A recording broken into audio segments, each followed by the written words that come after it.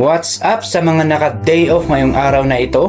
Ngayong araw nga ang aking day off at sumadya nga ako sa Rosario, La Union dahil may aasikasuhin ako. Pagdating nga namin sa Camp 2 ay kailangan naming lumipat ng sasakyan dahil may gumuhong kalsada at ngayon nga ay inaayos. Dati nga ay 2 linya itong kalsada pero ngayon ay iisa na lang kaya kailangang maghintayan ang mga sasakyan. Kailangan nga ng mahabang pasensya dito dahil kahit papaano ay ginagawan naman ng paraan ng gobyerno para ito'y maayos. Hinintay ko ang pumasok yung iba para maibalik yung dati nilang inuupuan para proceed kumbaga. Nung natapos nga ako sa aking lakad ay agad kong hinanap ang paradahan ng Rosario, Baguio para ako'y makabalik agad. Grabe nga mga ka-day off, sobrang init nga dito. Buti na lang may electric fan silang naka-ready. Ito nga isa sa pinakakakaibang terminal. Yung iba nga kasi ay ramdam nila ang init pero pamaypay lang ang dala. Ang maganda nga rito mga ka-day off ay itinututok nila yung electric fan sa loob para mahangin na naman yung mga nasa sasakyan. Nakarating na nga kami ulit dito sa Camp 2 at